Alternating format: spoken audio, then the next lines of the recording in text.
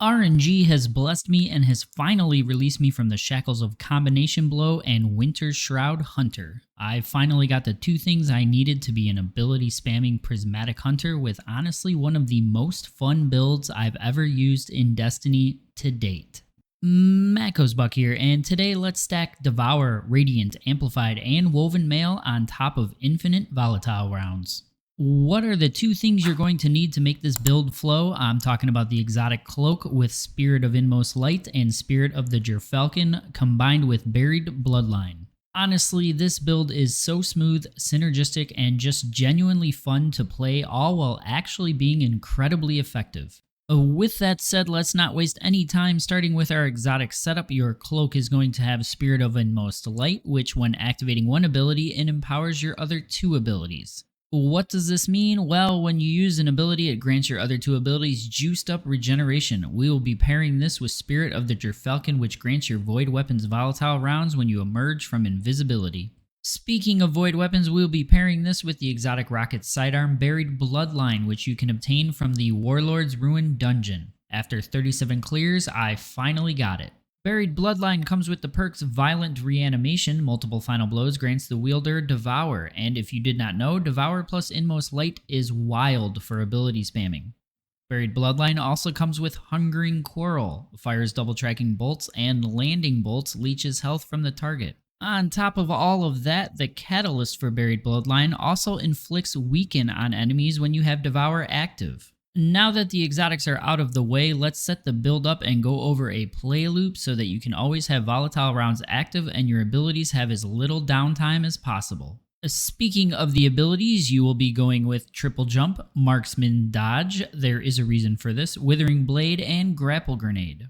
Your super will be Silk Strike for Facet of Purpose reasons. Your aspects will be Stylish Executioner. Final blows on enemies affected by any elemental debuff will turn you invisible. This is what will be keeping your invisibility and volatile rounds loop active. Your second aspect will be Ascension. While airborne, hold your class ability to consume it and summon an Arc Staff helicopter spin that jolts all nearby enemies. This will also turn you invisible.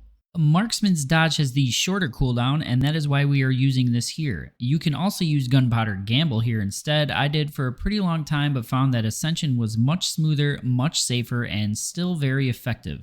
This also grants free Amplified, which will grant us free damage reduction, but I will get into that later. Quick reminder that using the code GETBUCK for all of your advanced GG needs will land you a discount at checkout. Your fragments will be Facet of Hope. While you have an elemental buff, your class ability recharges faster. Facet of Balance, rapidly defeating targets with light damage grants melee energy, and rapidly defeating targets with dark energy grants grenade energy. Facet of Bravery, defeating targets with grenade final blows grants volatile rounds, and defeating targets with melee final blows grants unraveling rounds. Facet of Protection, while surrounded by combatants, you are more resistant to incoming damage. This effect is increased while transcendent. And lastly, Facet of Purpose, and since you are on the Strand Super, picking up an Orb of Power grants Woven Mail. Now that your subclass is set up, let's go over the armor mods and continue to increase the potency of this build. Starting with your helmet, Void Siphon, rapid void final blows create an Orb of Power. Ashes to Assets, grenade final blows grant super energy, your grapple counts, and heavy ammo finder.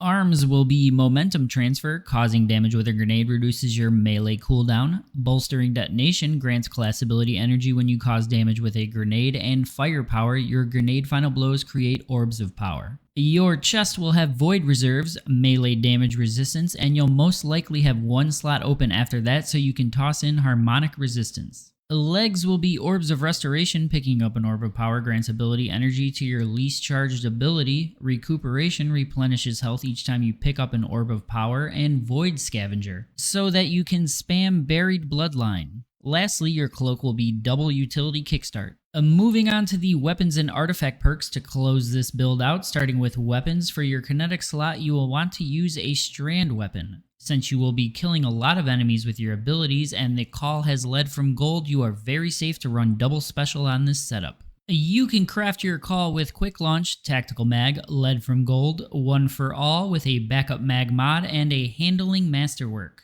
We already know your energy slot will be Buried Bloodline. If you do not have Buried Bloodline, this build will still work, you will just not have Devour, so it will be slightly less effective. 100% use Buried Bloodline if you have it, but if you do not, you can swap in Graviton Lance. Your heavy will want to be a void weapon as well to continue to benefit from volatile rounds. A crafted commemoration or an envious assassin bait and switch edge transit would be your best bet here. Your artifact perks will be Unstoppable Sidearm, Anti-Barrier Pulse for if you opt to use Graviton Lance, Winning Hand, Elemental Siphon, Threaded Blast, Void Hegemony, Radiant Orbs, Galvanic Armor, Expanding Abyss, and Shield Crush.